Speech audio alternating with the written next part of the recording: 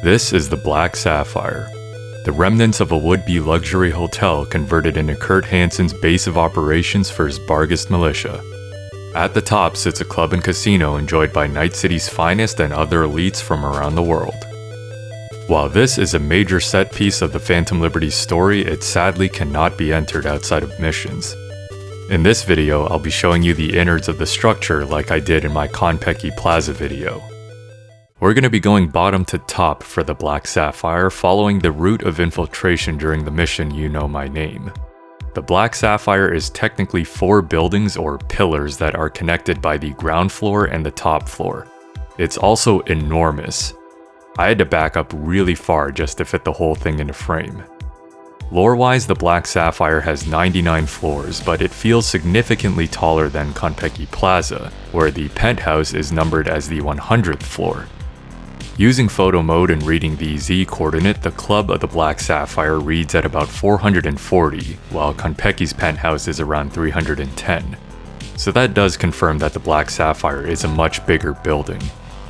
On the ground floor is the lobby and atrium. The lobby and atrium are walked through during the missions You Know My Name and Run This Town. The lobby is also experienced during the side job Balls to the Wall, where you play as Kurt Hansen. The bathroom that Kurt exits out of during that mission does not appear to render outside of it. While the barracks were empty, I did find a lonely vendor in there. V enters through a flooded maintenance tunnel under the building. That tunnel is not rendered outside of the mission. I no-clipped into the area before and after the mission, and there's absolutely nothing beyond the door. However, the warehouse that V eventually ends up in is present and is viewable from the atrium.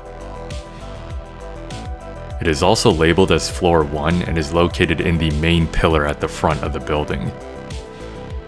Alright, let's head back outside for a second. Reed begins his infiltration on the right side, somewhere around here. You can see the actual camera used during the mission. The tent that he exits out of technically doesn't have a back entrance, so I don't know how he got in there to begin with. He crosses the barricade and heads into this garage here. The garage is just a small room with some props and does not connect to anything else. V and Reed both ascend from the ground level up to the maintenance floor, which is level 67. This floor is very high up the building. Also, the blueprint mapped out during the mission briefing is pretty accurate as far as layout goes. I believe the overhead view is like this. The orientation is a bit weird since the building is sitting on a corner lot. Anyways, this is the front of the building. V is going up the front pillar, and Reed the one to the right or above, depending on perspective. You guide Reed through the maintenance floor and eventually meet at the pillar on the left. Between the ground floor and the maintenance floor is a bunch of jank built to make the building look filled from the outside.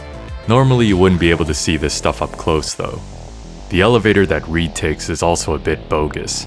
It only rises 1 level to sell the illusion of him taking it up from the ground. But it is located on top of the garage he enters, so at least that's correct.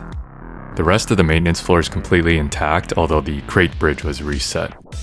It felt a bit weird traversing this area after only experiencing it from the sniper's nest. According to the Black Sapphire database entry, some of the middle floors of the structure are used to hold prisoners. You can find a couple rooms that look like jail cells on this maintenance floor. When V and Reed link up, they take an elevator up to the laundry room, which is located on the left side of the building. And that brings us to the top with the club and casino. As mentioned, this is floor 99 and all 4 pillars of the structure are connected here.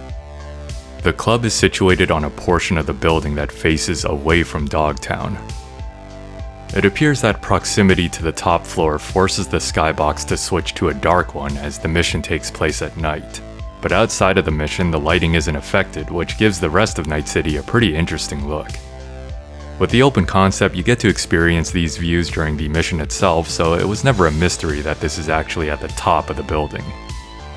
The club and casino are briefly redecorated during Run This Town for Hansen's funeral, but I think it's only rendered for that mission. Anyways, that's about it. Hopefully you found this breakdown of the Black Sapphire interesting. Yet another location that you sadly can't enter outside of the missions. That does it for this video. Thanks for watching.